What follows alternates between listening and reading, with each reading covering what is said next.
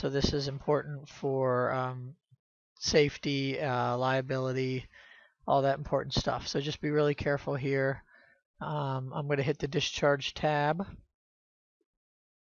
And I think this process is pretty good as well in terms of ease of use and safe. So the first thing that comes up is this whole discharge window, and this is essentially the whole discharge instructions. Now the first thing you'll notice are the patient problems. Please take a note that makes sure these are correct. Note that the current visit problems are in blue, and these ones that are not in blue are old problems on previous hospitalizations or ED visits. Make sure that this is correct. If you want to change it, you can hit edit and go through these. You can change old problems to current problems or not. Add new problems with this tab down here. So just for fun, I'll change this gastroenteritis to a current visit. I'll go ahead and save that, and now it turned blue. But please take note of this to make sure that this is updated and up to date. Now take note, the night team can help with this. The night team can help the day team by ensuring that this is up to date and going to the discharge tab and maybe completing some of this so that things are more efficient during the day and to help the day team out. I do encourage that. But obviously whoever's discharging should make sure that this is all correct and is responsible for this. So, okay, take note, the first section, anticipated discharge date, is not starred. It's not completely necessary. So, you don't have to put that in. Discharge disposition is starred. Okay, most of the time in pediatrics, you're going to go ahead and hit they're going home. And rarely they'll be going somewhere else, but occasionally they'll be hospital transfers. So I'm going to go ahead and hit home self-care, and it collapsed, and now it's just down to home self-care. So we filled that in. The next section is discharge medications. This is going to be the meat of this whole discharge process. And I'm going to go ahead and hit edit. And it's going to bring up a whole new window here to make sure the medications are correct and ordered and everything. So the first thing that comes up are home medications. This was the medication reconciliation that was done. And medication reconciliation is done on admission, is done with change of level. Let's say the patient is moving from the ICU to regular status or being transferred to a different floor or level of care. It's done at those times, and it's done at discharge. So make sure that these home medications are correct. If they no longer need a medication, you can hit stop and say that patient's no longer taking the med, patient denies taking, prescription clarified, no longer indicated. Acetaminophen, I'll go ahead and renew.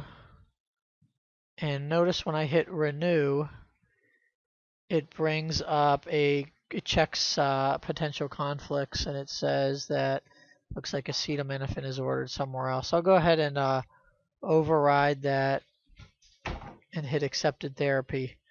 And that should eventually print out a prescription for this when we're all said and done here. So glucagon, PRN hypoglycemia, I'm going to go ahead and continue that. They don't need a prescription, so I'm just going to go ahead and continue. If they needed a prescription, I'll hit renew. Multivitamins, I'm going to go ahead and hit continue. Now, these are all the current inpatient medications. Woo! Most patients probably won't be on this many medications, but our patient does. But let's go ahead and go through these. So if you need to convert these or order prescriptions, you're going to go ahead and hit convert. Now, notice it brought down some extra information that is needed for a prescription. 650 milligrams PO, Q4 hours, PRN, pain or fever. And in order to complete a prescription, you're going to have to enter in either a quantity or days. If you want to electronically fax the prescription automatically to a pharmacy, a quantity always has to be entered for that. Refills. So I'll go ahead and say, now this is this is bringing up a suspension, so you'll have to think about how much of that you'll need, but I'm not going to go ahead and think about that fully. Okay, so albuterol, we'll go ahead and convert that to a prescription. And it looks like there's a conflict with acetaminophen. I'm not really sure why that is, but I'll go ahead and accept that. I told you that that part wasn't perfect. Pharmacy's working on fixing some of those, and in live, some of those might be fixed. So here's the prescription: 6 puffs, PRN. You can state why. Quantity probably 1. I'll go ahead and put 1 MDI, 1 inhaler. If you don't click that, it'll automatically default to 0 refills. Now, if I hit the details down here in the gray here, there's much more detailed information, and you can look at this probably a different and a better way. So 6 puffs inhaled. Frequency, it says as specified. So I might want to change that to every 4 hours as needed for, we'll say, wheezing. Okay, PRN, wheezing, quantity. Now, this is a kind of cool patient instructions. If I click down here, you can type in anything you want. So for certain prescriptions like perhaps azithromycin, you could further explain your instructions down here. Take 500 milligrams once the first day, and then 250 milligrams by mouth from days 2 to 5, or whatever. Or you can just kind of put in more free text instructions and comments. So I'm going to go ahead and hit save on that. And you go through all these medications. If they don't need to continue Solumedrol, you simply don't hit convert. Go down here, pick which ones they need. Yeah, everybody needs Miralax. I'm going to go ahead and order Miralax. Quantity, go ahead and say 1 bottle. And again, you can put down in the details down here. Quantity, 1 bottle, please. Take 17 grams mixed in 8 ounces of fluid, blah, blah, blah. Okay, save. Just make sure that all looks okay to you and hit save. Okay, so these are past inpatient medications. If you don't want those, you don't do anything. If you do, you hit convert and it'll write a prescription. If you want to enter new meds in here, here is a free text to enter in new meds. So I'm starting to type in Amox, AMOX, amoxicillin. You have a couple different formulations. There's amoxicillin 400 milligrams per 5 mLs. There's amoxicillin 500 milligram capsules, or different concentrations. I'm going to go ahead and order this one. And I have to check that. I want my patient to take 800 milligrams PO BID for 7 days. Now, it needs a quantity. So, let's see. My patient's going to be taking 10 mLs per day. No, actually, it's going to be 10 mLs twice a day. So 20 mLs per day for 7 days. That's 140 mLs. That's okay. And I'll go ahead and save dispense unit refills. I'll just hit that. Now notice the days went away and it just went 140 mLs. So I'll click details, and I may want to clarify that, because where does that start? That's not really, doesn't really say a unit there. So I'll say please dispense 140 mLs to equal 7 days of therapy. Okay. You can put that in the comment section too. So I'll hit save. And okay, I've reviewed all my orders. I'm going to stop some. I'm going to renew or get a prescription for that one. And I'm going to do prescriptions for a couple of these. I'm going to hit OK. It's checking interactions and dose warnings. And I'm up. They have an allergy to penicillin. Oh, crap. But so I'm going to go ahead and cancel that, and I'll have to order another one. So see how it got rid of it. But so I hit OK. Now here's the discharge session summary for the medications. Those are the ones that I checked, or I checked something. You can review that, and you can either hit save and print. And let's go ahead and hit save and print. And there's, again, the prescriptions right there. No pharmacies entered. Registration should ask them what their preferred pharmacy is, and that information should be in there. This might not let me do it because there's no pharmacy information in here, but I'll go ahead and hit save, and it did let me. Now, we've complete here the new prescriptions, nice and neat for you there. Here are continued medications that they don't need prescriptions for. And here's the stop medication. So anything that you changed is all on here. And this is, again, essentially medication reconciliation. You can review that. Now, the next tab down is discharge order. So notice it's not starred. Let's go ahead and hit edit to see what that's all about. And this, okay, so these are orders that the patient's going to need after they're discharged. This isn't going to be used very much in pediatrics, I think. This is mostly for adults for certain blood tests that they need a couple days after they're discharged, like an INR perhaps. But in pediatrics, perhaps you'll want to get a bilirubin in 3 days. Where's 3 days? In 3 days, you want a bilirubin.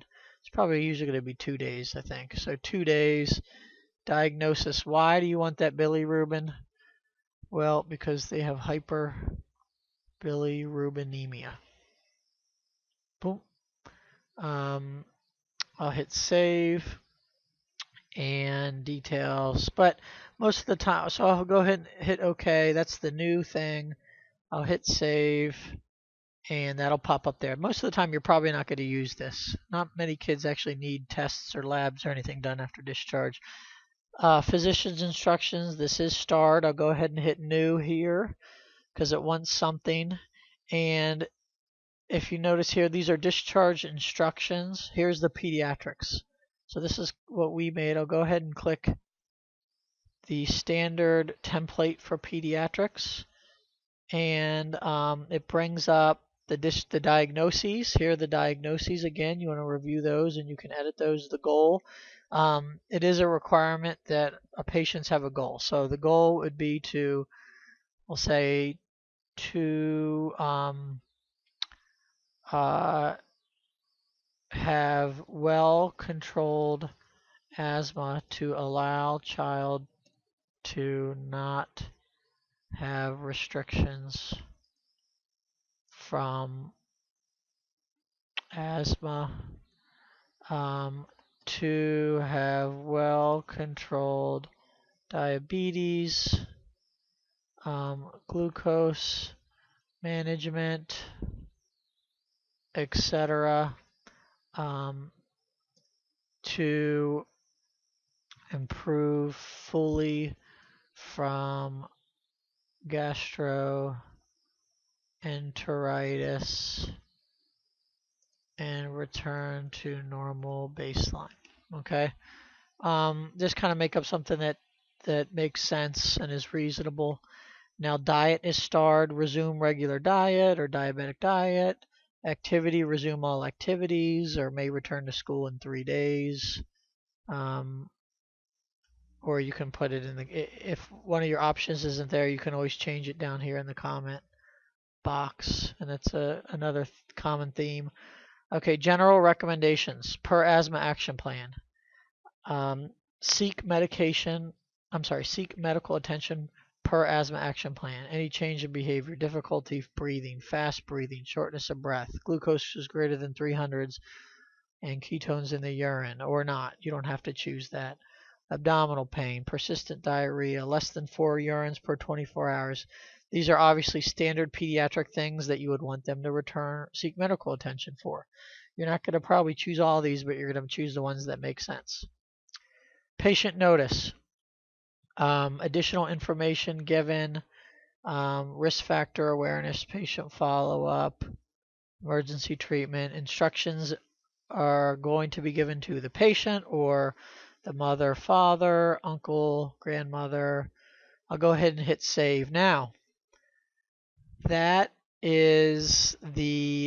reviews the standard discharge instructions, and this is what it looks like as a summary. You can save that in draft status if you're the night team that's preparing this for the day team and you want them to check over it. But if you're ready, go ahead and hit sign. And it's going to ask for my PIN. And it saved the physician instructions all down here. It signed it. Additional instructions, any free text things like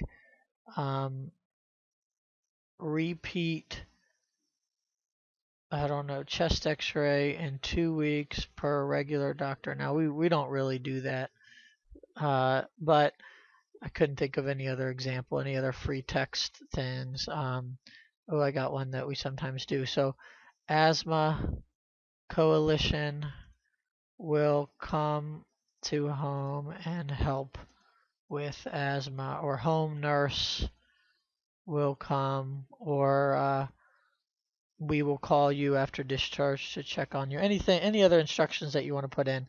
Follow-up appointments, that's starred. Obviously, every discharged patient needs to have follow-up. So you do that. So follow-up appointment, but you can always do a write-in. Refer to, trying to find some of the pediatricians.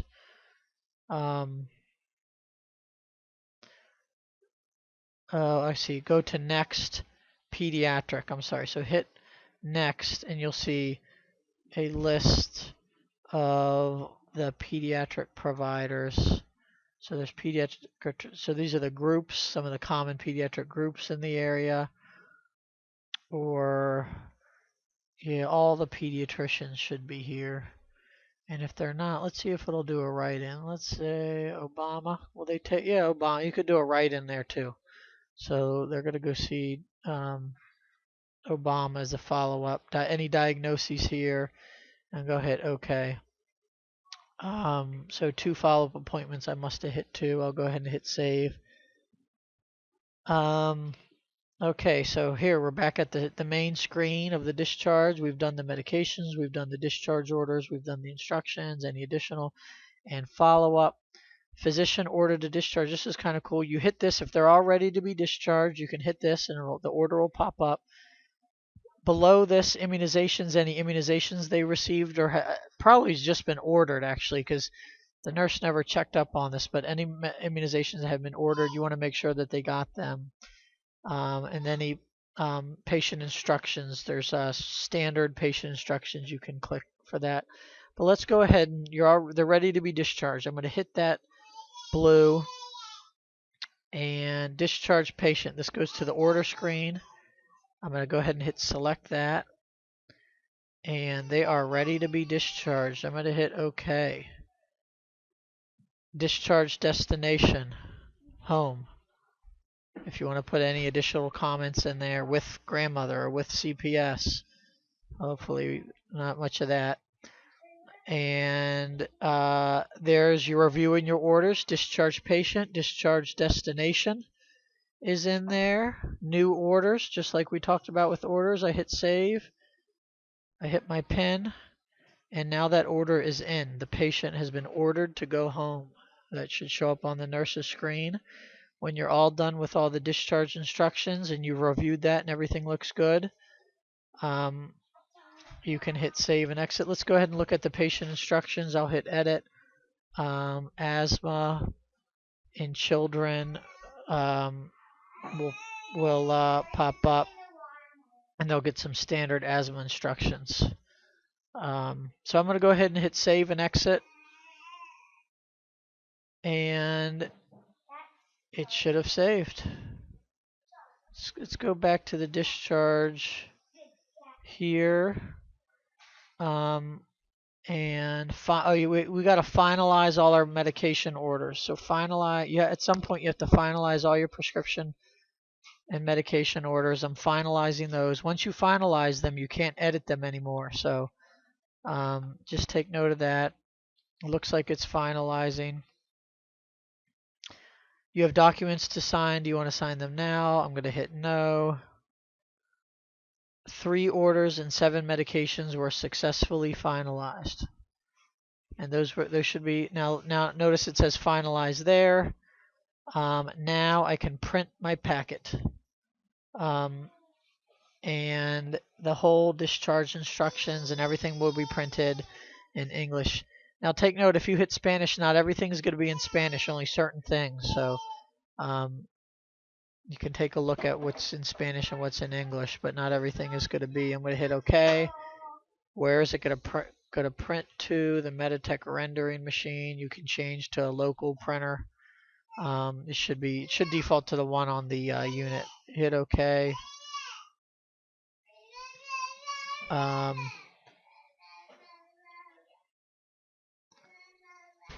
And it should print out. So that is how to discharge a patient. Again, please do this carefully.